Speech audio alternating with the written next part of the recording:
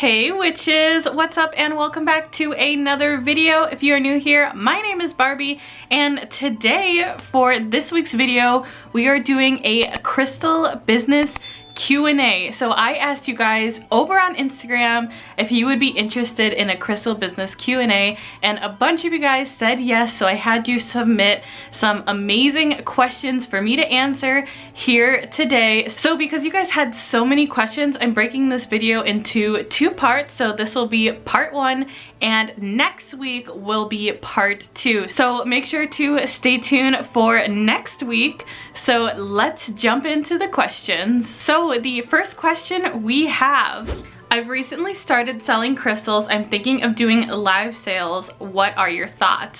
So I think it all depends on what and how much time you have and how much time you want to dedicate to your business. I personally don't do live sales because I have a full-time job, I have a family, I run a Patreon, I run a YouTube channel and a crystal business. So I just don't have the time to do live sales. However, you can still make them work if that's something you're interested in. You really have to have a lot of energy, a lot of time to dedicate to going live and then to invoicing. And if you are more of an introvert, it definitely will be harder. So I'd say it's definitely up to how much free time you have and how much time you're willing to dedicate to going live, potentially for hours on end. Second question is, how much money did you start with? So that was only $300 to start with, and most all of my profit I made I reinvested back in. I didn't make a lot of money at the beginning. The next question: how do you buy from wholesale websites to start your inventory without a tax ID? I actually have never bought from a wholesale website before. I usually buy through wholesale live shows or through Instagram. So if you're buying from a US seller, you have to have a tax ID, and that's so they can give you tax-free product to be able to resell, and sometimes you need a reseller's license. So unfortunately, I don't think there's a way for you to do it unless you purchase outside of the United States,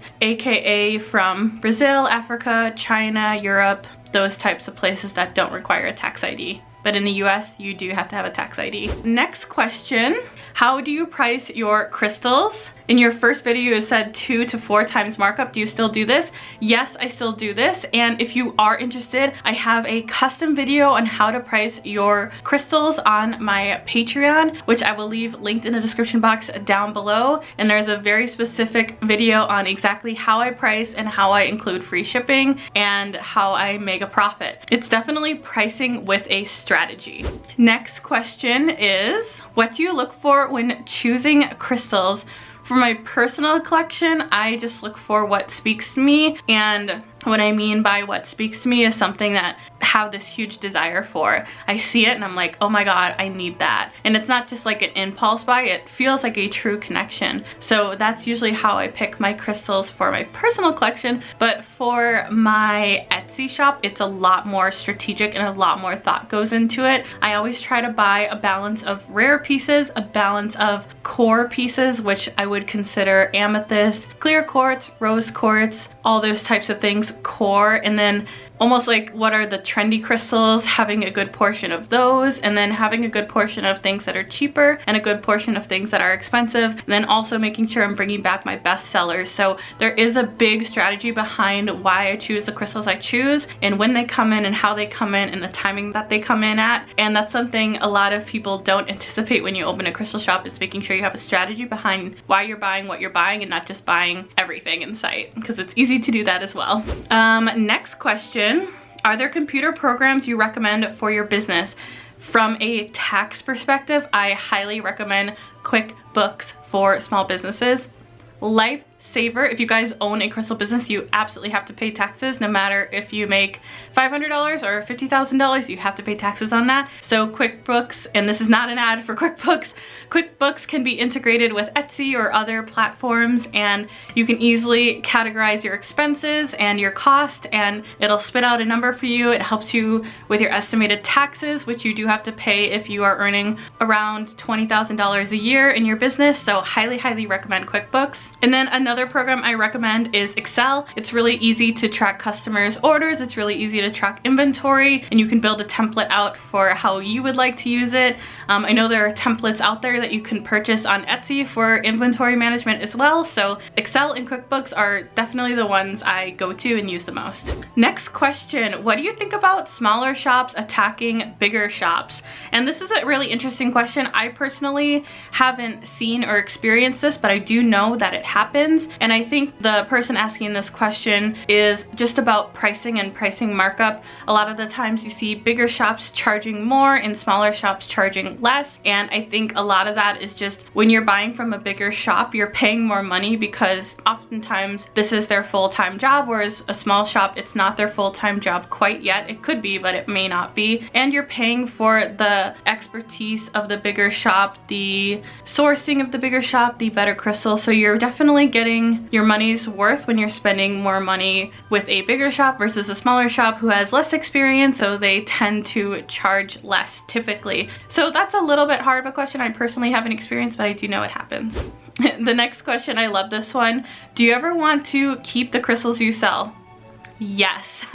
And I think especially if they're really rare, it's hard for me to sell them because you don't know when the next time you'll come across something that special is. I have 3 large pieces of citrine. One's a really pale citrine, one's a medium color citrine, and one's a dark honey citrine, and I know I should sell them, but I haven't yet. They're just sitting downstairs, and I know people have been asking for them, but I haven't been able to let them go. And then there's certain crystals that I just hang on to for a while until I'm ready to let them go. But most of the time, I can, at this point, 2 years in, I can sell them. But sometimes it is hard. I do have an attachment, and sometimes I just end up keeping it and I buy it out of my own inventory, so at least I'm giving my business money. I don't just take it and don't buy it. So you can buy crystals from yourself as long as you're paying yourself so you don't end up losing money, but you get to buy it at the wholesale price from yourself. The next question is, you made me fall back in love with crystals and now I want to sell too. Your favorite crystal book recommendations. So I really love the Crystal Bible. I also love the Crystal Magic book. It's a crystal healing journal created by a small artist. I'll link that down below because I really, really enjoy that book. I reference it a lot. And then the other 2, this is another book that I like. This has crystals organized by color, and it does give more than just the healing properties. It does have some geological properties as well, and this one is about mineral and rock collecting, so it's really, really informative. Really like this one. And I also really like this one. It's a mini pocketbook. It just has pictures and a little bit about the crystals, so if you're out shopping at a gem show or you're out at a crystal shop, you can just easily reference the book, and it's lightweight and easy to carry around versus carrying a giant encyclopedia with you. So if I can find links to all these, I will leave them linked in the description box down below. The next question is, when was the first time you felt a crystal's energy? I think when I very first started collecting, I used to buy crystals all the time from the Celestial Tree, and I just loved their shop and loved their energy. And one of the first packages I got from them, they had such special pieces in there, and I felt the energy immediately. And that to me was such a moment of like, this is so much more to me than just rocks. So I definitely feel energy of all the crystals that I have in my house right now. I have so many. When I go to gem shows or crystal shops, I feel the energy, some more than others. Some I feel almost no energy from, and some I feel a lot of energy from. So I would say definitely when I started getting serious about collecting and actually learning about the healing properties. The next question is, do you have an expert that checks your stones? I don't. Everything I know about crystals and fake crystals and identifying crystals is all self-taught. Because I make YouTube videos about crystals, I spend hours and hours and hours and hours researching things to make sure the information I'm sharing is accurate. So that's how I've accumulated as much information as I have today. But I absolutely do not know everything about crystals. There's some crystals I've never even heard of before.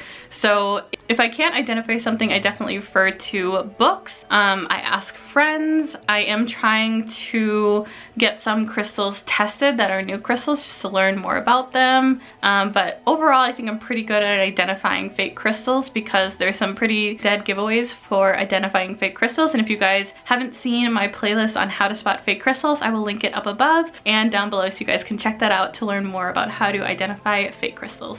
The next question is, how do you check wholesalers from other countries? This is a good question, and it's something I've learned over time. I think right now I'm not in the market of sourcing new wholesalers, but when I was in the market, I would watch their live shows, check out their Instagram accounts, check out their websites, see what types of crystals they're selling, see if they're selling a large amount of fake, see if they're selling a large amount of man-made stones, see if they're selling a large amount of treated stones, seeing how they talk about crystals, how long they've been selling. It's almost like an interview. When you're interviewing for a job, there should be a certain set of questions you're asking them and investigating them, and even making sometimes a small order to check the quality, even a few small orders to make sure the quality is consistent. And you do have to spend money to do this. So that's the one thing about vetting a new supplier, is it is expensive and can be expensive. And there are definitely suppliers that I've ordered from before and I haven't been happy with their quality, and I lost money because I wasn't able to sell them at the price that I thought that they should be sold at because of that. So that's part of the sourcing process, is vetting people, and that's why it takes so long to find reputable suppliers that fit your needs, because what fits your needs may not fit my needs and vice versa.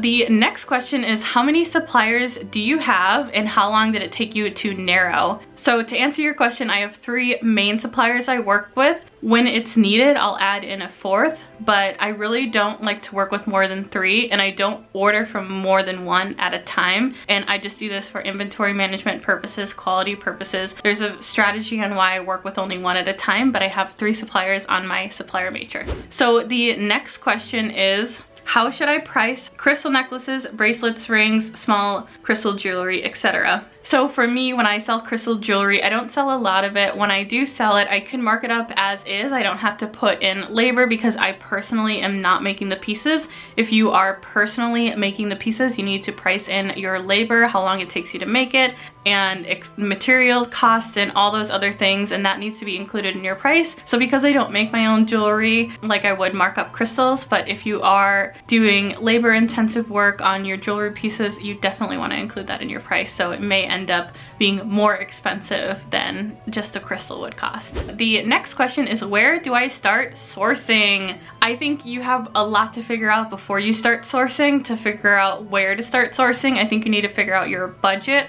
I think you need to figure out what you want to specialize in: polished, carvings, raw, etc. I think you need to figure out what stones you want to carry and where those stones are located. And then you need to figure out how much inventory you want, because those all factor in what the right vendor is for you. So there's a lot to figure out before you even start sourcing. To be strategic, you don't have to figure those things out, but it definitely helps you make less mistakes and spend less money over time. So I think you'd want a pretty clear picture of what you envision for your shop. And then once you kind of know, I want to carry 50 different types of stones and what those stones look like and the price ranges you want to have, then you can start sourcing. Because if you want to specialize in rare stones, it's going to look very different than if you want to specialize in common stones. So I think there's a lot to figure out before you can just jump into sourcing without having thought about any of that beforehand.